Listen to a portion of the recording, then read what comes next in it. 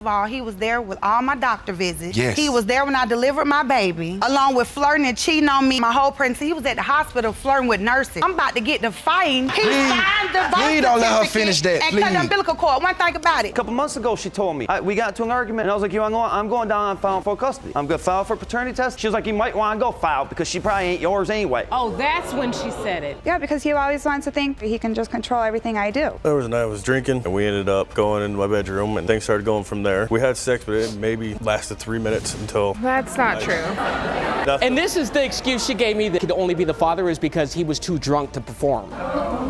You gotta hear this one. Mr. Mason is really shaking the tree today, revealing he's lost all his marbles and trust over Ms. Malone's antics, suspecting that their toddler Avery might not really be his. He even turned into a full-on spy, setting up surveillance to catch her in the act with various visitors while he was out working. The plot thickens, so buckle up for Ms. Malone's comeback. Mr. Mason, you say today will determine the future of your relationship with the defendant, Ms. Malone. You say you lost all trust, set up a watchdog to keep tabs on Ms. Malone and discovered that she had men in and out of the house while you were at work. And now you believe Avery is not your daughter. Next up, Ms. Malone spills the tea. She owns up to her adventures, but is totally sure that Avery is Mr. Mason's mini-me. Hoping a DNA test will patch things up, she stands firm amidst the chaos. This drama is just warming up, folks. Get ready for some more jaw-droppers. Ms. Malone, you admit cheating on your boyfriend, but positive he's Avery's father. Today, you are hoping the DNA will restore your relationship. And here's where it gets juicy. Mr. Mason dishes out the dirt about Ms. Malone's sneaky side hustles, like her alley meetups and car chats. She doesn't deny it, claiming they were on a break. Classic, right? Mr. Mason isn't buying it, though. Keep watching. The tea is about to overflow. I found out that she was doing a lot of sneaking around when I was in the house. What kind of sneaking? Going through the alleys, meeting people in people's cars. You were walking in alleys, Ms. Malone? Yes, I was sneaking around, in fact, but seeing other guys. But there was a break because he wasn't showing me any attention. Oh boy, you won't believe this twist. Dive into the nitty-gritty as the court unpacks Mr. Mason's surveillance tactics with a pal playing watchdog, keeping eyes on Ms. Malone's every move. This sneaky business adds all sorts of spice to the story, making you wonder who's really playing whom. And guess what? It's about to get even stickier. I had a friend watching my front door who lived across from where we lived at every time I went to work. He blamed it on because me and her wasn't having any intimacy or anything like that. Do you remember that confrontation, Ms. Malone? And then what did you respond? I told him that it was my father that came to the door. Actually asked my father, and my father said I came over there that day. Hold on to your popcorn. Ms. Malone drops a bombshell that she clued in both Mr. Mason and the potential other daddy about the baby drama right after learning about her bun in the oven. This revelation stirs up a storm of awkward and angry vibes from Mr. Mason. Don't touch that dial. Paternity results are incoming. When you found out you were pregnant, did you tell the other guy it could possibly be his child as well? Yes, Your Honor, I did. When you told Mr. Mason you were pregnant, did you also say to him, and you know because I could possibly be the other guy's child as well? Yes, Your Honor. So she did tell you that, Mr. Mason? Yes, Your Honor. Why'd you hesitate? I had to find out about the other guy from waking up out of my sleep. Brace yourself for this doozy. It has been determined by this court. Mr. Mason, you are not her father.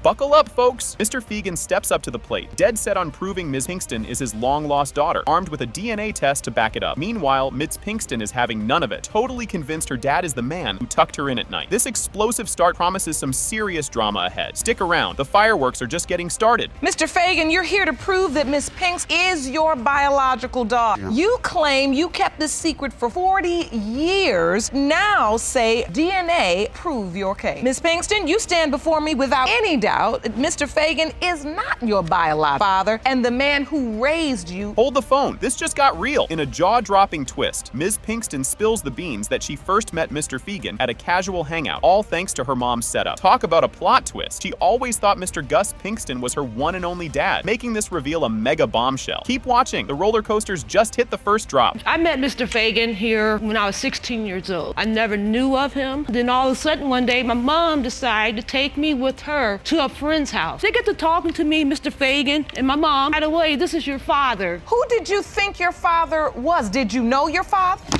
This is my father, Mr. Gus Pinks. This is who I've known my entire life. So he was married to your mom? My entire life. You won't believe this bit. Imagine being told the guy you might be dating is actually your cousin, thanks to a paternity puzzle you knew nothing about. Ms. Pinkston's world got flipped upside down when her mom dropped that Penny could be her dad. What a cluster. And just when you think it can't get more twisted, there's more chaos to come. The only reason why this all came out, for the cat to get out the bag, is when I was 16, they told me that Kenny was my father. My mom thought I was dating one of his family members. But needless to say, it was not me, it's my sister that was dating his family member. And so they felt like they needed to tell you because you were dating your cousin. Yes, when they told me about it, that was like the worst day of my life. Guess who was secretly dropping by family BBQs as just a family friend? Yep, Mr. Fegan, keeping his supposed daddy status on the down low. Sneaking around like a character in a spy movie, this man's middle name might as well be secret. Don't go anywhere. The tea is about to spill. Mr. Fagan used to come to your house when your dad was alive? Yeah. I did. And what were you posing as? A family friend? Family friend, that's what it was. The secret was still on. And so you just come by the house, but you were really coming by to see Miss Pinkston? Hopefully that she was there so I could see her. But over the years, just having something in your heart like that, you could not tell. Grab your popcorn, this part's a doozy. Enter Ms. Melissa Pinkston, totally torn up about airing dirty laundry in public. She's all about keeping skeletons firmly in the closet, but alas, the secret's out and wreaking havoc. What's next? More family secrets or a sudden plot twist? Tune in to find out. You are the defendant's sister. Yes, ma'am. What you know about this huge paternity secret? I don't even want to talk about it. I mean, it's been this long. I love you, Tanya, but this is something I really didn't want part. My mom was a good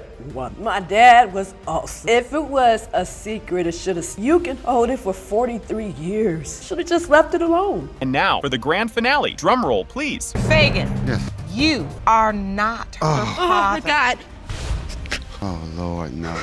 Kicking things off, courtroom buzz starts with Judge Lake calling the case of Harris versus Sterling to order. Jerome, the trusty bailiff, gets a shout out, and everyone's ready to roll. This sets the stage for a showdown about a little kiddo's daddy drama. Just setting the table here, folk. The main course is coming up. Miss Harris, you claim that your 15-year on and off relationship with Sterling has produced a baby that he is trying to get out of helping raise. You are here to prove paternity and him to step up. Mr. Sterling claps back. Mr. Sterling isn't buying what Ms. Harris is selling. He's tired of playing dad to a kid he thinks might not be his. He wants DNA proof to clear his name or he's out. Oh, and he really wants Ms. Harris out of his hair for good. Yikes. Grab your popcorn. This is just heating up. Mr. Sterling, you say the plaintiff told you her son Hasten was not yours and you are tired of taking care of another man's baby. You've come to get the DNA proof you need to remove your name from the birth certificate. Finally, get Ms. Harris out of your life. Ms. Harris isn't having any of it. Talking about solo parenting their soon-to-be one-year-old son, Kason, who shares a birthday with her. Talk about a party, right? She's juggling birthdays and baby tantrums all by her lonesome. Next up, things get even spicier, so keep your eyes peeled. Mr. Sterling needs to step up and take care of his baby that he knows is his. I'm not going to do this by myself. So I'm here because I want to prove paternity to him that this is his child. Our birthday is tomorrow, so he'll be one. I had him on my birthday last year. That's not my baby, and I'm going off of what Charity is telling me. Oh, what did she tell you? It is his baby, and he knows it's his baby. That tells me when we get to arguing, this is not your baby. Because he get on my nerves, and I don't want him to be in my life. The gloves are off as Ms. Harris accuses Mr. Sterling of cheating while she was pregnant. He's in the hot seat now, denying everything but the kitchen sink. This courtroom's turning into a soap opera, and we're here for it. And he was cheating the whole time I was pregnant. That's a negative. Because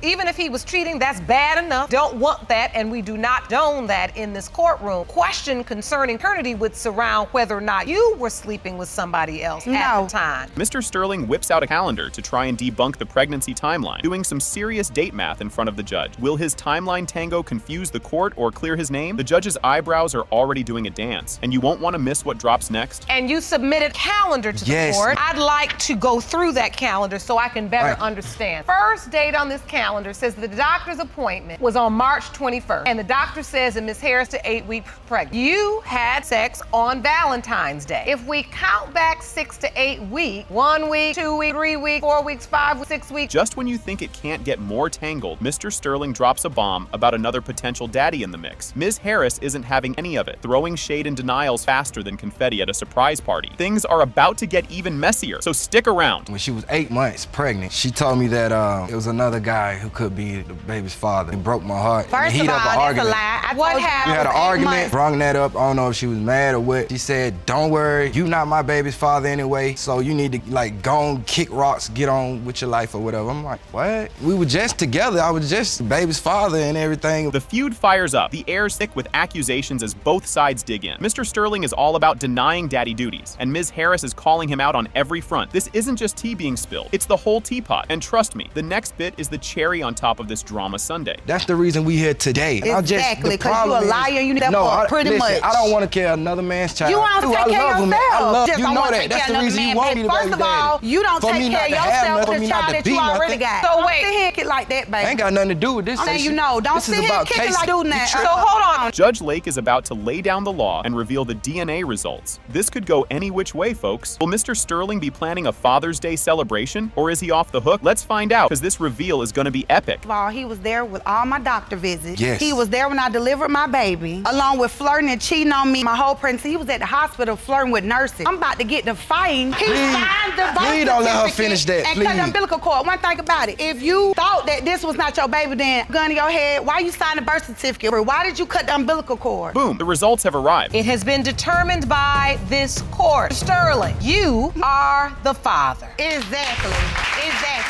Guess what's cooking? Miss Serfozo calls her daughter Sinite her miracle baby because, surprise, she was told she'd never have kids. She's pointing the finger at Mr. Miller as one of the potential daddy candidates. This is just the appetizer in what's shaping up to be a messy paternity stew. Miss Serfoso, you call your daughter Sinity your mirror baby because you were told never have kids. And when she was born, she had 3 possible fathers, including Mr. Miller. Here's where the plot thickens. Mr. Miller, with his fiancée Miss Dreyer by his side, totally denies being the baby daddy, claiming they've got the receipts to prove it. Oh, the drama. This is just the first layer of the onion, folks, and we're peeling it back big time. Next up, grab your popcorn. Mr. Miller, your fiancée Miss Dreyer say Miss Serfoso is lying about paternity and you have physical proof. Yes, ma'am. You're not gonna believe this. Miss Serfozo spills the tea on how she ended up with not 1, not 2, but 3 potential fathers for her kiddo. Girl admits to partying hard back in the day. But wait, there's more to this soap opera, so stay tuned. Ma'am, at that time, I do have a past just like everybody else. At that time, I was just partying all the time. When I found out I was pregnant, I was involved with somebody else. You were dating one man and you assumed he was the father of your child. But the truth is you were also intimate, obviously, if you believe there are 3 possible fathers with other men, one of which was Mr. Miller. Yes, ma'am. Oh, the suspense. Mr. Miller throws a curveball by claiming he doesn't even remember the night in question. Yikes. Talk about a convenient amnesia. What's next? You won't believe it unless you see it. And Mr. Miller, you agree that happened? No, ma'am, I have no. How do you remember this going? Vaguely remember meeting her at my family member's house at a party. I was partying a lot. They said I took her upstairs and I don't remember. They said? Yeah. You really don't remember the sexual relationship? No, I don't. Holy plot twist. Miss Serfozo claims it wasn't just a one-night stand, but a multi-month fling. Mr. Miller, on the other hand, is like, nope, don't recall that. This he said, she said is turning the courtroom into a real-life sitcom. Stick around, it's about to get even juicier. We went and picked Mr. Miller up. I sat on his lap until we got to the family member's house. It was not a party. He came over casually. He actually asked me if he could come over. Particular encounter between you two was a date. Not as a date, friends of benefits. A one-time benefit, or did they No, ma'am, it happened extend? multiple times throughout months. Can you handle the truth? Here's where things get really sticky. Miss Serfozo is adamant about an extended fling, but Mr. Miller remembers a mere blip on the radar. The plot's so thick now, you could cut it with a knife. Just wait till you hear what's next. It did not happen throughout months. Surely you might have forgot or not be able to remember one time, but month? Yeah, there's no possible way there was months. So you're saying you were with her one, maybe, and she's saying you were together for months. Luckily for this courtroom, we only need the one, and since you can't remember, we'll just go with Miss Serfozo's testimony right now, and the DNA evidence will be the jury. No way. Jose, just when you think you've seen it all, Mr. Miller whips out a ticket to prove he was out of town. This plot twist could turn everything upside down. The courtroom's about to turn into a circus, and you don't want to miss this act. August, when the time was supposed to happen, I was in South Carolina, and I have a ticket right here to prove that I got in August. And he was also in August gone for a whole well, nobody could find him. Mr. Miller, your contention is you weren't even in town. No, ma'am. So how could it be you? So August, you gone. I was gone from that place before August. Here's the kicker. Mr. Miller isn't just here to play. He's talking big about taking care of his responsibilities and paying child support like clockwork. This guy's throwing punches in the air of responsibility. What's coming up will definitely make you go, Your contention is we're not trying to duck or any Yes, responsibility. ma'am, I'm not. We have If I'm 7 the kids dad, already. He takes care of my 4, plus his 3. I have Does 3. that sound like a deadbeat to She you? has Your 4. Honor. And he takes and care I of all take of care them. of Your How am Honor. I deadbeat? Like she claims I am. I called child support and they said the postal thing would sit back that he doesn't, why I gave them the address to. Then obviously you don't know where it is. And now, the moment we've all been waiting for. Drum roll, please. Mr. Miller, you are not her father. Told you. Thank God. So now where's the other bit? Buckle up, folks. The episode kicks off with Judge Lake calling the case of Kane versus Wright. The courtroom buzzes with anticipation as everyone settles in, setting the stage for a roller coaster ride over the paternity of little 1-year-old Ariana. You're not going to believe the twists and turns coming up. Ms. Kane, now you say you've had an on-again, off-again relationship with Mr. Wright for the past 3 years. In addition to questions regarding your daughter's paternity, you say your relationship has suffered from instability and constant mistrust. You've got to see this to believe it. Mr. Wright lays down the law about his doubts over Ariana's paternity, thanks to Ms. Kane's shaky truth-telling history. He's dead set on bailing if the DNA test shows he's not the daddy. Strap in, because the drama is just heating up. Mr. Wright, you say that Ms. Kane has repeatedly lied to you, and you have every reason to doubt the paternity of 1-year-old Ariana. Now, you confess that if the results of today's paternity prove you are not the biological father, you plan to walk out of this courtroom and have nothing to do with Ms. Kane again.